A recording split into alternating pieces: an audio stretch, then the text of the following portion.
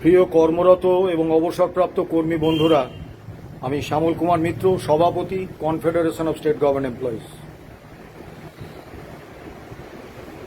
শাসকের রাজনৈতিক সদিচ্ছা এবং ব্যুরোক্রেসির চক্রান্তে আজও মহামান্য সুপ্রিম কোর্ট এপ্রিল 2008 থেকে ডিসেম্বর 2019 পর্যন্ত বকেয়া DA all India consumer price ইন্ডেক্সের ভিত্তিতে দিয়ে দেওয়ার যে নির্দেশ দিয়েছিলেন, ঐতিহাসিক নির্দেশ দিয়েছিলেন, সেই নির্দেশ আজও কার্যকর হয়নি। অসংখ্য ফোন করছেন বিভিন্ন কর্মী বন্ধুরা, অবসরপ্রাপ্ত কর্মী বন্ধুরা, যারা কেএমসি এলাকার ব্যাংক থেকে পেনশন তোলেন, এমন সরকারি পেনশনাররা বলছেন জেলা ট্রেজারি থেকে যারা তোলেন তারা তো 2 তারিখই পেয়ে গেছেন, 2রা এপ্রিল, আমরা কি পাবো না? আবার যারা গ্র্যান্টিন হেডের বেতন পান, পেনশন পান, তারা বলছেন আমাদের নিয়ে তো কোনো উদ্যোগই নেই, আমরা কি এই মামলার রায়ের উপভোক্তা হিসেবে বিবেচিত হচ্ছি না, আমরা কি পুরো বাদ পড়ে গেলাম? আবার ওয়ার্ক চার্জ ডেইলি রেটেড কর্মচারী, তারা ফোন করছেন আমরা তো ডিএ পাই, তা আমাদের তো সরকার এই সুপ্রিম কোর্টের রায় অনুসারে ডিএ দেওয়ার পেরিফেরিতেই রাখেননি। কার্যত আমরা এই বিপুল সংখ্যায় ফোনে কার্যত পর্যুদস্ত, আমাদের ব্যক্তিগত জীবন এবং আমাদের সাংগঠনিক কাজকর্ম, তারপরে মামলা চালাবার জন্য যে বিপুল অর্থের প্রয়োজন, সেই অর্থ সংগ্রহের কাজে ব্যস্ততা এবং সাংগঠনিক কাজ সব মিলিয়ে আমরা এই বিপুল ফোনে কার্যত পর্যুদস্ত। কিন্তু প্রত্যেকে তো একটা গভীর উদ্বেগ থেকে ফোন করছেন, একটা ভয়াবহ ভয়ঙ্কর আশঙ্কা থেকে ফোন করছেন, এবং তাদের বক্তব্য তো ন্যায্য, যুক্তিযুক্ত, তাদের কথা তো এড়িয়ে দিতে পারি না। সত্যিই তো গত 5ই ফেব্রুয়ারি 2026 মহামান্য সুপ্রিম কোর্ট দীর্ঘ 10 বছরের আইনি লড়াই 11তম বছরে মহামান্য সুপ্রিম কোর্ট এই ঐতিহাসিক রায় দিলেন।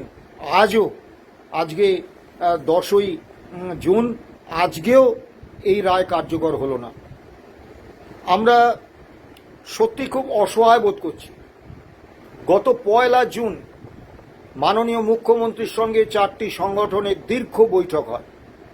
সেই বৈঠকে আমি সুনির্দিষ্টভাবে কি বলেছি সবই এর আগে বিস্তারিত ভিডিওর মাধ্যমে আপনাদেরকে জানিয়েছি।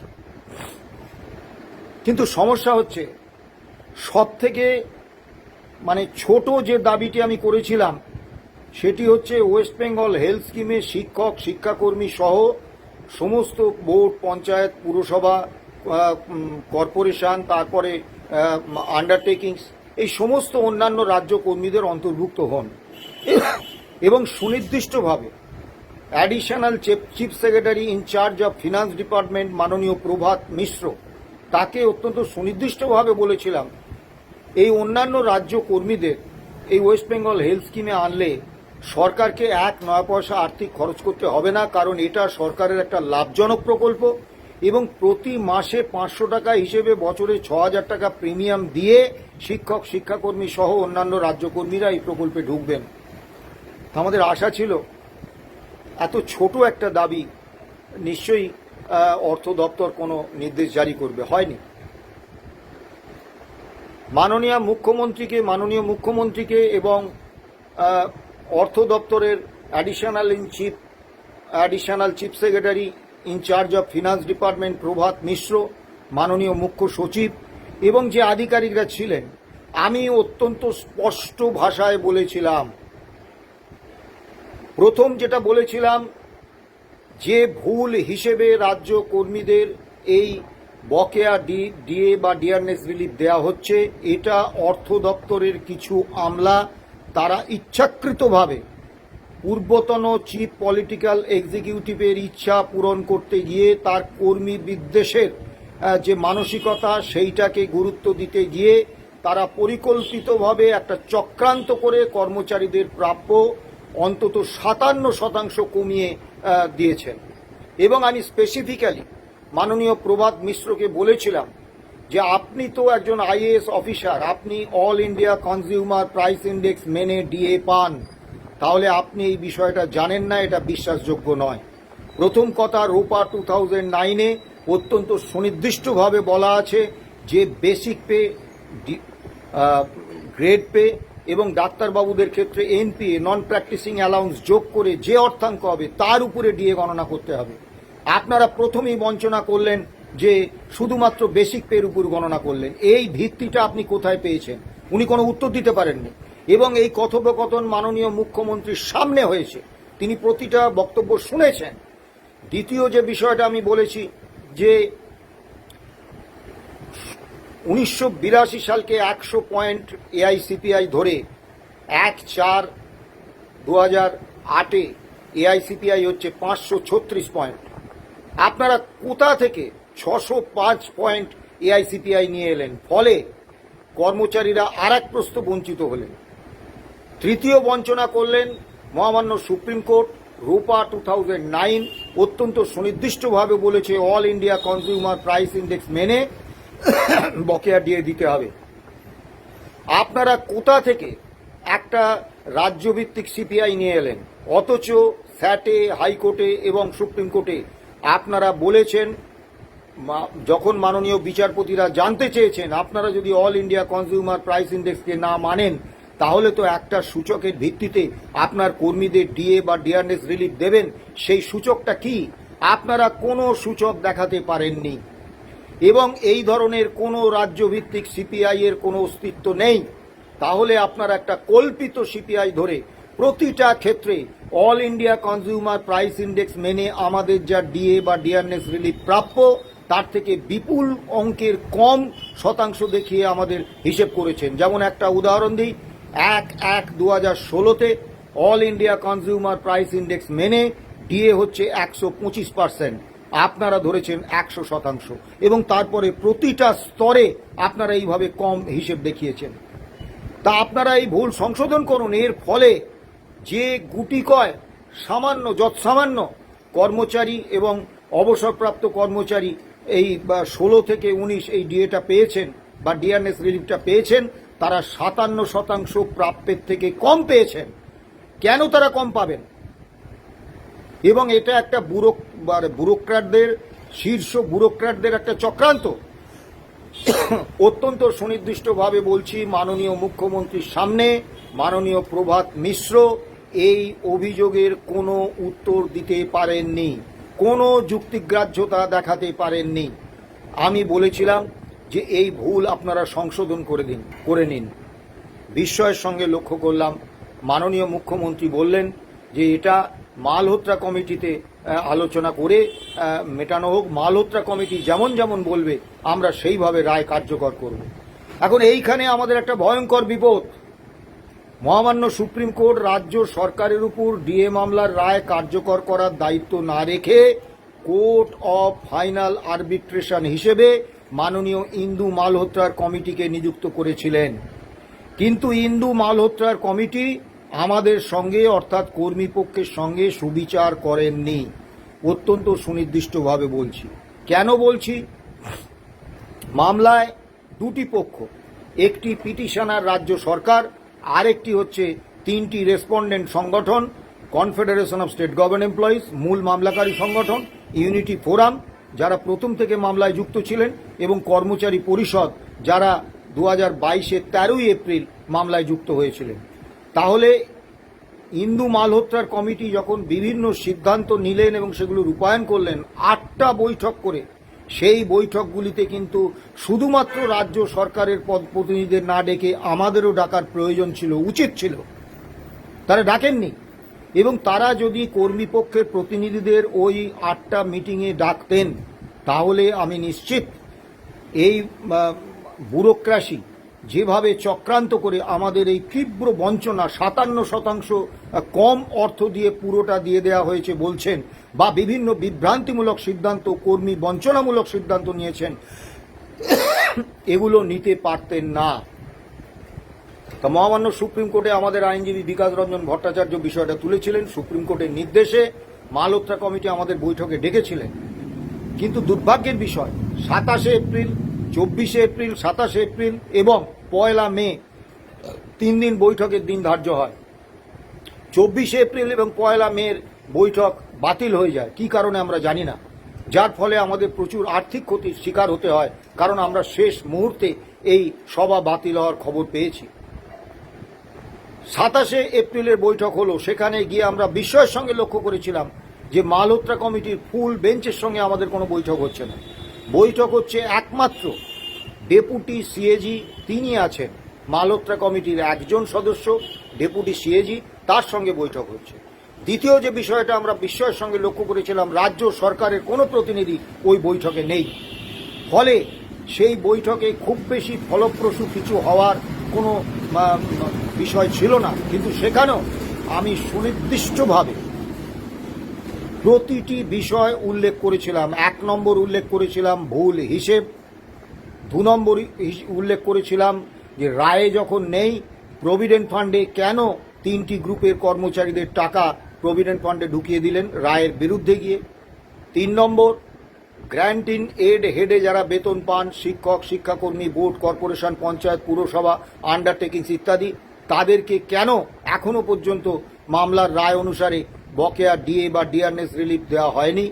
4 নম্বর, কলকাতা কর্পোরেশন এলাকায় যারা ব্যাংকগুলি থেকে যেসব সরকারি পেনশনার পেনশন নেন তারা পাননি, তাদেরকে এখনো পর্যন্ত এই রায় কার্যকর করার ক্ষেত্রে তাদেরকে অন্তর্ভুক্ত করা হয়নি। কেন হয়নি এবং দ্রুত করতে হবে। দুর্ভাগ্যের বিষয়, ডেপুটি সিএজি আমাদের সমস্ত কথা দীর্ঘ সময় ধরে শুনেছেন, কিন্তু আমাদের বক্তব্য সম্পর্কে তার যে মূল্যায়ন সেটি কিন্তু বলেননি। আমরা সভার মিনিটস চেয়েছিলাম, এই ধরনের গুরুত্বপূর্ণ সভার মিনিটস হওয়া জরুরি, যে সবাই কে কি বললেন তার একটা রেকর্ড থাকবে না। কিন্তু আজ পর্যন্ত 27 এপ্রিল বৈঠক হয়েছে দিল্লিতে সিএজি অফিসে, আজকে 10ই জুন, আজ পর্যন্ত আমরা বৈঠকের কোনো মিনিটস পাইনি। ফলে এই মালহোত্রা কমিটিতে আলোচনা করে কতটা কি হবে আমরা জানি না, এবং সেই মালহোত্রা কমিটিতে যে আমাদের আবার ডাকা হবে তারও কোনো নিশ্চয়তা নেই। এবং যদি মালহোত্রা কমিটির ফুল বেঞ্চ, রাজ্য সরকারের প্রতিনিধি এবং মামলার সঙ্গে যুক্ত সংগঠনগুলির প্রতিনিধিদের নিয়ে পূর্ণাঙ্গ বৈঠক না হয়, তাহলে শুধু রাজ্য সরকারের প্রতিনিধিদের সঙ্গে বৈঠকে সমস্যার সমাধান হবে না। তা মাননীয় মুখ্যমন্ত্রীকে আমি বলেছিলাম যে এটা তো অর্থ দপ্তরের পরিকল্পিত ভুল, তাহলে তো অর্থ দপ্তরই এই ভুল সংশোধন করে নিতে পারে, এর জন্য মালহোত্রা কমিটির জন্য অপেক্ষা করতে হবে কেন? তো মাননীয় মুখ্যমন্ত্রী তারপরেও বলেছিলেন যে মালহোত্রা কমিটিতে যেমন যেমন নির্দেশ হবে আমরা তেমন তেমন রায় কার্যকর করব। দুর্ভাগ্যের বিষয়, কলকাতা কর্পোরেশন এলাকার ব্যাংকগুলি থেকে যারা পেনশন নেন তাদের ক্ষেত্রে মাননীয় মুখ্যমন্ত্রী বলেছিলেন, অর্থ দপ্তরের অ্যাডিশনাল চিফ সেক্রেটারি প্রভাত মিশ্র বলেছিলেন যে ব্যাংকগুলি পেনশনারদের সম্পর্কে ডাটা দিতে পারেনি বলে তাদেরকে এই বকেয়া দেওয়া যায়নি। আমরা প্রতিটি সংগঠন এর তীব্র প্রতিবাদ করেছি এবং আমি নিজে মাননীয় প্রভাত মিশ্রকে বলেছি এই কথাটা একেবারেই অযৌক্তিক। প্রথম কথা, পেনশনার রাজ্য সরকারের, রাজ্য অর্থ দপ্তর প্রতি মাসে তাদের পেনশন দিয়ে আসছে এবং সেই পেনশনের টাকা রিলিজ করছে। রাজ্য সরকারের অর্থ দপ্তরের কাছে সেই পেনশনারদের কোনো তালিকা নেই, এটা বিশ্বাসযোগ্য নয়। 2 নম্বর, যে ব্যাংক এজি আপনারা তাদের উপর দোষ চাপাচ্ছেন, কিন্তু 2015 অবধি কোষা নামক একটা সিস্টেমে বেতন পেনশন হতো, তার তথ্য টিসিএসে আছে। টিসিএস থেকে আপনারা সেই তথ্য, টাটা কনসালটেন্সি সার্ভিস, সেই তথ্য আপনারা নিয়ে নিতেই পারেন, এবং 16র পর থেকে এইচআরএমএসে বেতন হয়েছে তার তথ্য আপনাদের অর্থ দপ্তরে আছে। কাজে কি যুক্তিতে আপনারা ব্যাংক থেকে ডেটাবেস পাওয়ার জন্য অপেক্ষা করছেন এবং কলকাতা কর্পোরেশন এলাকার ব্যাংক থেকে পেনশন নেন যেসব সরকারি পেনশনার, তারা আজও এই বকেয়া ডিএ এবং ডিআরনেস রিলিফের টাকাটা পাননি? তিনি কিন্তু স্পষ্ট কোনো বক্তব্য রাখতে পারেননি। মাননীয় মুখ্যমন্ত্রী বলেছিলেন আপনারা ইমিডিয়েট টিসিএস, রিজার্ভ ব্যাংক, ব্যাংকগুলির প্রতিনিধি এবং এজি সকলকে নিয়ে একটা বৈঠক করুন এবং 7 দিনের মধ্যে কেএমসি এলাকার এই পেনশনারদের সমস্যা সমাধান করুন।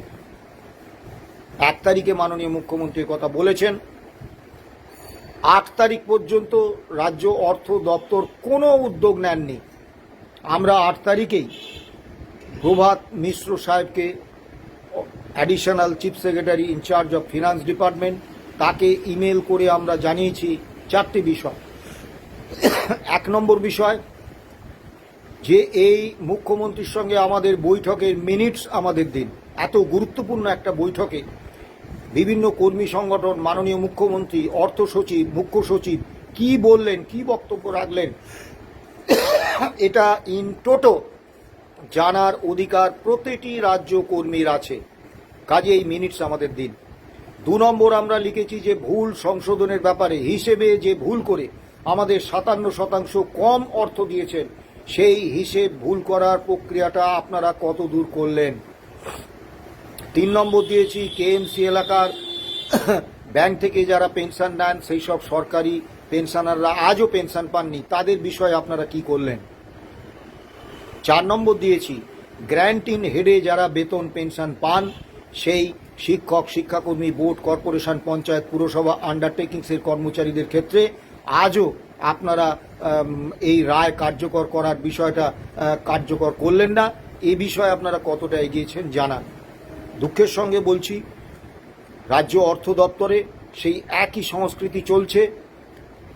ইমেল করার পরে যেটা বাম আমলে আমরা বারবার পেতাম, একটা চিঠি দিলে সংশ্লিষ্ট আধিকারিক সৌজন্যমূলক একটা প্রাপ্তি স্বীকার পত্র আমাদের পাঠাতেন, তারপরে আমাদের জানাতেন যে আমরা যা যা জানতে চেয়েছি, যা যা দাবি করেছি তার বিষয়ে সেই আধিকারিক তার এন্ড থেকে কি কি করেছেন।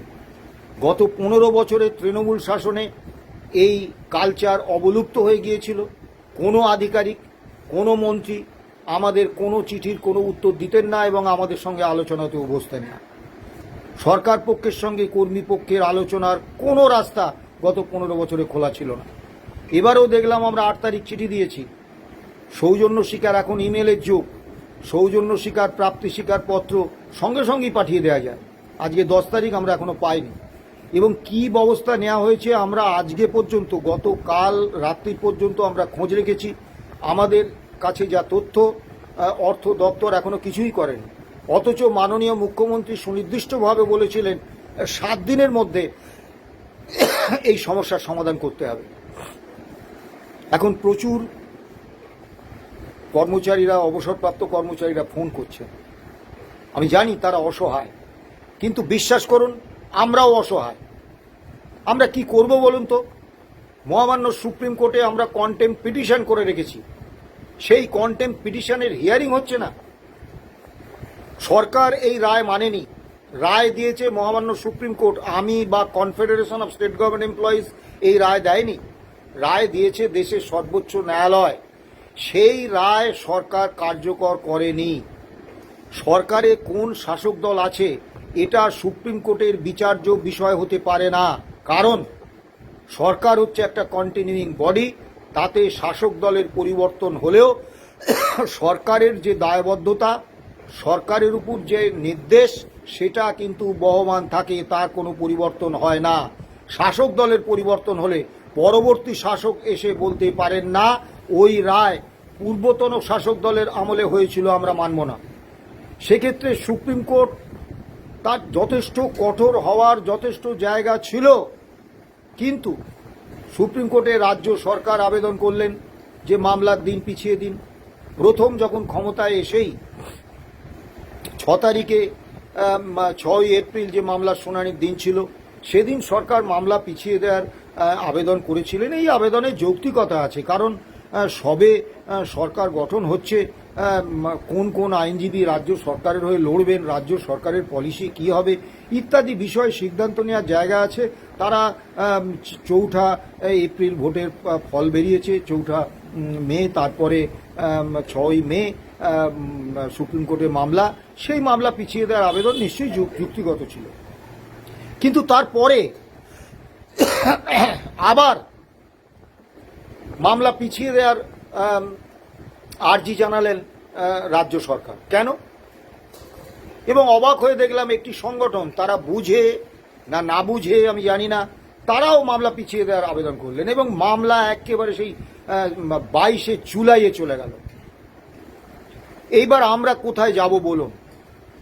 ইন্দু মালহোত্রার কমিটি, কোর্ট অফ ফাইনাল আর্বিট্রেশন, সেখানে আমরা দিল্লিতে গিয়ে সিএজি অফিসে এই সমস্ত বক্তব্য সুনির্দিষ্ট আকারে আমরা বলেছি এবং হলফনামা দিয়ে লিখিতভাবে জানিয়েছি।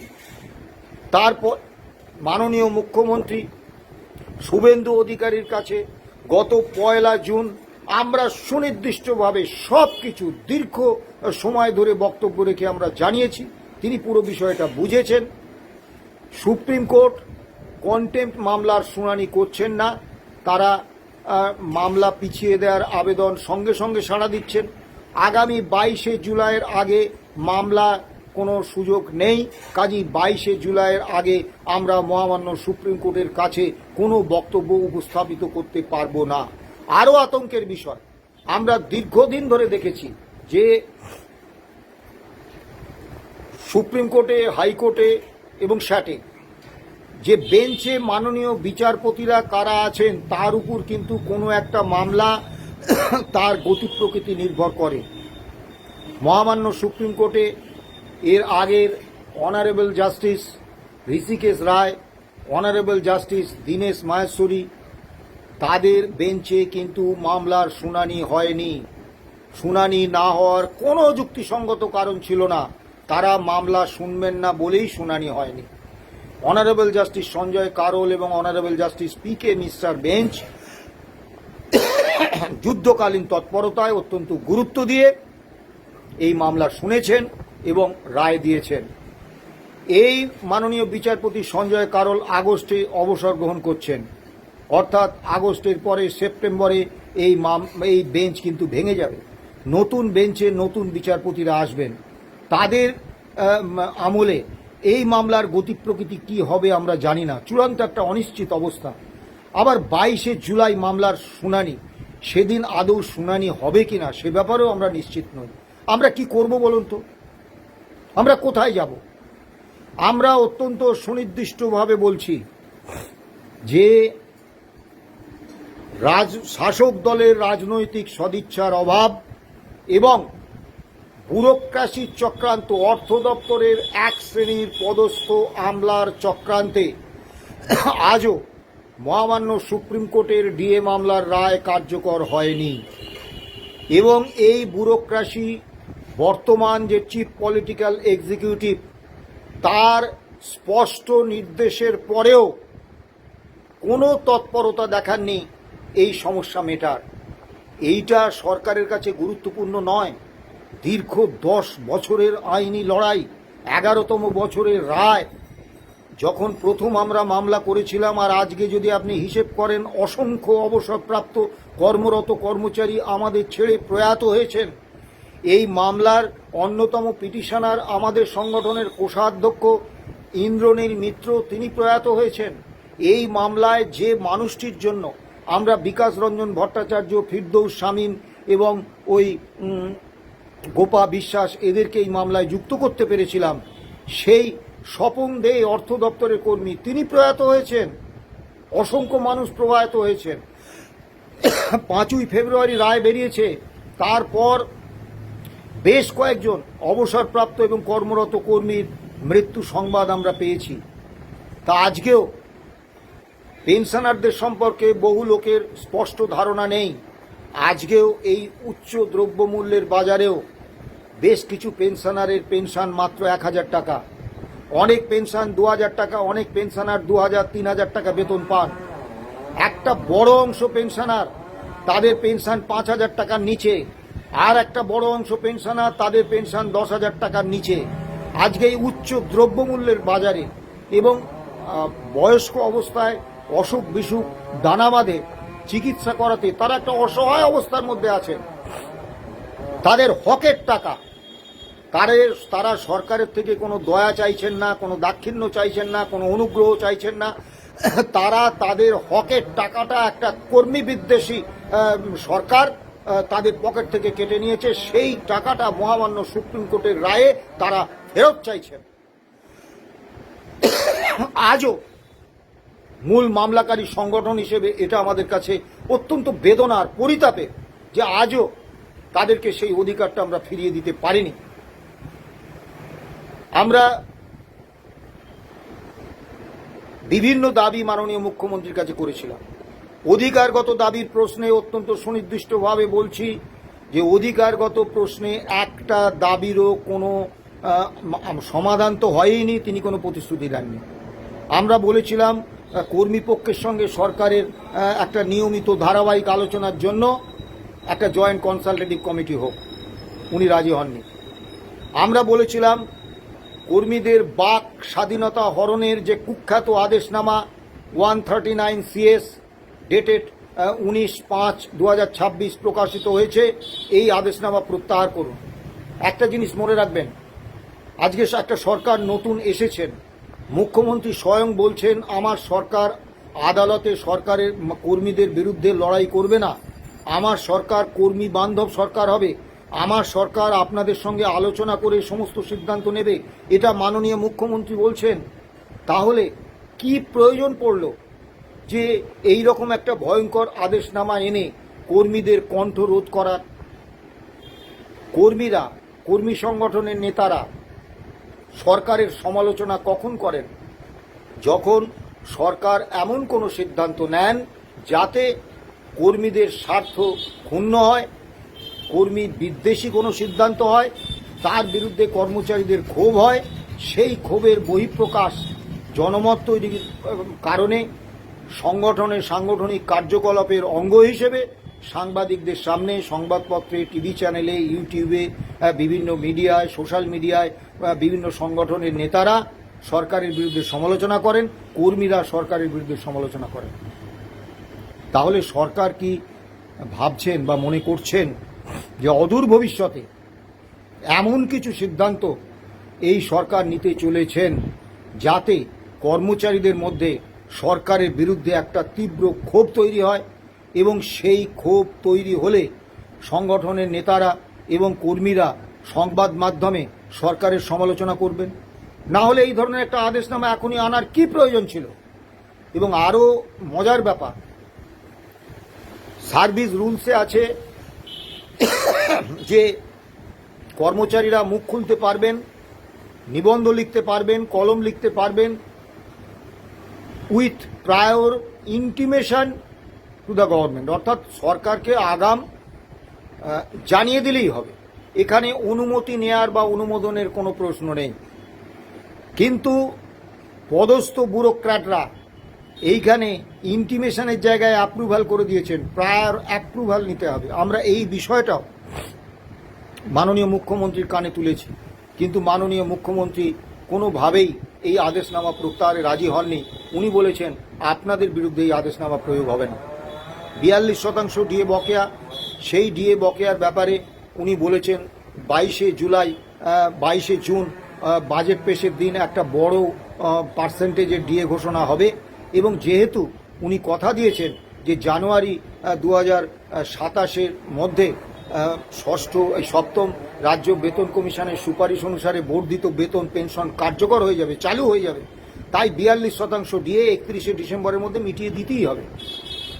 কিন্তু মূল যে আতঙ্কের জায়গা, আমরা বারবার মাননীয় মুখ্যমন্ত্রীকে বলেছিলাম যে যদি মুখ্যমন্ত্রী বা রাজ্য সরকারের সদিচ্ছার উপর all India consumer price index মেনে ডিএ দেওয়াটা নির্ভর করে, তাহলে কি হতে পারে আমরা গত 15 বছরে হাড়ে হাড়ে বুঝেছি।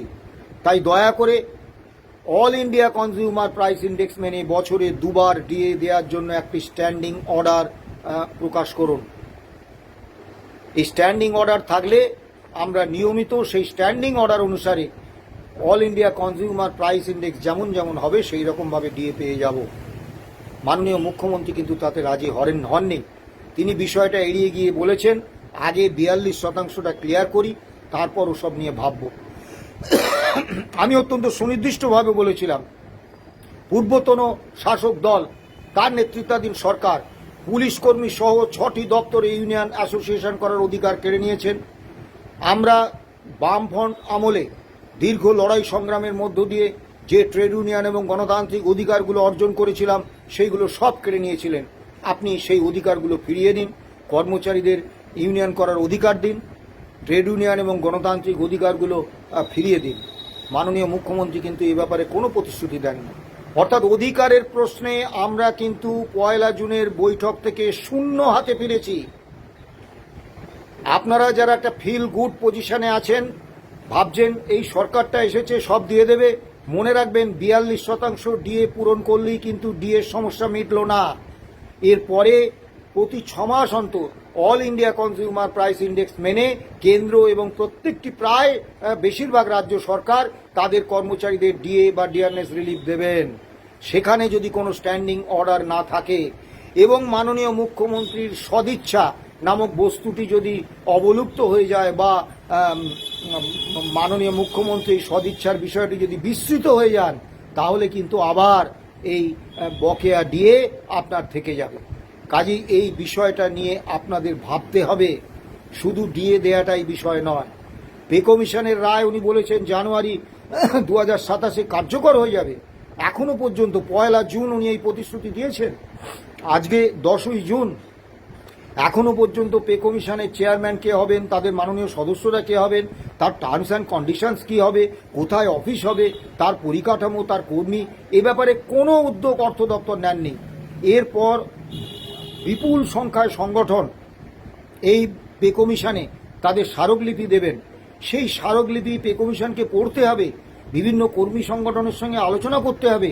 এখনও যদি পে কমিশন গঠনের কাজটা সম্পূর্ণ না করা হয়, টার্মস অ্যান্ড কন্ডিশনস প্রকাশ না করা হয়, তার অফিস, তার পরিকাঠামো, তার কর্মী বাহিনী সব যদি দিয়ে দেওয়া না হয়, পে কমিশন যদি এখনই কাজ শুরু না করে, তাহলে কিভাবে 31শে ডিসেম্বরের মধ্যে তারা সুপারিশ পেশ করবেন, আর কিভাবেই বা রূপা 2021 তৈরি হবে, 20 তৈরি হবে আমি জানি না। কিন্তু তবু মাননীয় মুখ্যমন্ত্রীর প্রতিশ্রুতির উপর ভরসা রাখছি। কিন্তু মামলার প্রসঙ্গে আমরা অত্যন্ত সুনির্দিষ্টভাবে বলছি, আমরা খুব আতঙ্কিত। আমি আবারও বলছি যে এটা যদি এই মামলার রায় কার্যকর করা যদি সরকারের কাছে সর্বোচ্চ অগ্রাধিকারের বিষয় না হয়ে থাকে, তাহলে এটা খুবই দুঃখের, খুবই পরিতাপের। আরেকটি কথাও সুনির্দিষ্টভাবে বলছি, অর্থ দপ্তরের যে শীর্ষ আমলারা পূর্বতন শাসকের আমলে এই রায় রূপায়ণের ক্ষেত্রে একটা অনাবশ্যক বহুমাত্রিক জটিলতা তৈরি করেছিলেন, সেই আধিকারিকরা আজও আছেন এবং তারা সমানভাবে সক্রিয় এই জটিলতা বজায় রেখে 5ই ফেব্রুয়ারি যে মহামান্য সুপ্রিম কোর্টের ঐতিহাসিক রায়, সেই রায়টা কার্যকর না করা, পূর্ণাঙ্গ রূপে কার্যকর না করা, কর্মচারীদের বঞ্চিত করা। আমি প্রত্যেকটি অবসরপ্রাপ্ত এবং কর্মরত কর্মচারীদের বলবো, শুধু আমাদের ফোন করে উদ্বেগ জানিয়ে হবে না, শুধু হাউতাশ করলে হবে না, আপনারা এবার সক্রিয় হন। প্রত্যেকে যে যেরকমভাবে পারেন সুপ্রিম কোর্টের মাননীয় প্রধান বিচারপতি এবং মাননীয় মুখ্যমন্ত্রীর কাছে আপনারা চিঠি লিখুন। চিঠি লিখতে তো কোনো সমস্যা নেই, লিখুন যে 5ই ফেব্রুয়ারি সুপ্রিম কোর্টের রায় বেরিয়েছে, আজও আমাদের ক্ষেত্রে এই রায় কার্যকর হয়নি, দয়া করে অবিলম্বে এই রায় কার্যকর করুন। এবং যারা পেয়েছেন কিন্তু 57% কম পেয়েছেন, তারাও চিঠি লিখুন, লিখে বলুন যে আমি পেয়েছি কিন্তু 57% কম পেয়েছি। আমাদের এমনকি স্টেটমেন্ট, একটা বেতন পেলে স্যালারি স্লিপ দেওয়া হয়, একটা এরিয়ার পেলে তার এরিয়ারের জন্য স্টেটমেন্ট দেওয়া হয়, জিপিএফে টাকা জমা হলে তার একটা স্টেটমেন্ট পাই। আমার এই ডিএ ক্যালকুলেশন, কি ক্যালকুলেশন করে কিভাবে আমাদের এই বকেয়া ডিএ বা ডিআরনেস রিলিফ দেওয়া হলো, তার কোনো স্টেটমেন্ট আমাদের দেননি। এই স্টেটমেন্টটা আমাদের দেওয়া হোক। আসলে অর্থ দপ্তরের এই আমলারা এই গণনা নিয়ে জুয়া চুরি করেছেন। আমি শব্দ চয়নে যথেষ্ট সতর্ক থেকে বলছি, জুয়া চুরি করেছেন, পরিকল্পিতভাবে কর্মচারীদের প্রতারিত করেছেন, সেই কারণে এই স্টেটমেন্ট দেওয়া হয়নি। আপনারা সক্রিয় হন। আমি আবারও মাননীয় মুখ্যমন্ত্রী শুভেন্দু অধিকারীর কাছে আবেদন রাখব যে দয়া করে আপনি 1 জুন যে স্পিরিট নিয়ে আমাদের সঙ্গে বৈঠক করেছেন, যেভাবে আমাদের আশ্বস্ত করেছেন, অর্থ দপ্তরের আমলাদের আপনি সুনির্দিষ্টভাবে বলুন যে অবিলম্বে এই ভুল হিসেব সংশোধন করে সঠিক হিসেবে বকেয়া ডিএ বা ডিআরনেস রিলিফ দিতে। 2 নম্বর, কলকাতার যে ব্যাংক থেকে যারা পেনশন নেন, তাদের অবিলম্বে এই বকেয়া ডিএ এবং ডিআরনেস রিলিফ এর টাকাটা ব্যাংক অ্যাকাউন্টে পৌঁছিয়ে দিতে। গ্র্যান্ট অ্যান্ড এইডে যারা বেতন পান, ওয়ার্ক চার্জ কর্মচারী যারা, এবং যারা ডেইলি রেটেড কর্মচারী, যারা এই রায় কার্যকর হওয়া এবং তার উপভোক্তা হিসেবে নির্বাচিত হওয়ার যোগ্য, যাদের এই রায় অনুসারে বকেয়া ডিয়ারনেস অ্যালাউন্স এবং ডিয়ারনেস রিলিফ পাওয়ার কথা, তাদের প্রত্যেককে এই টাকা অবিলম্বে দিয়ে দিন। মাননীয় শুভেন্দু অধিকারী মুখ্যমন্ত্রী, তার কাছে আমার করজোড়ে আবেদন। আবারও কর্মচারীদের এই অবস্থার দিকে ঠেলে দেবেন না যে তাদের এই দীর্ঘদিনের মামলার রায় কার্যকর করার জন্য আবার আন্দোলনে নামতে হচ্ছে, সরকারের বিরুদ্ধে যেতে হচ্ছে। ভালো থাকবেন, সুস্থ থাকবেন।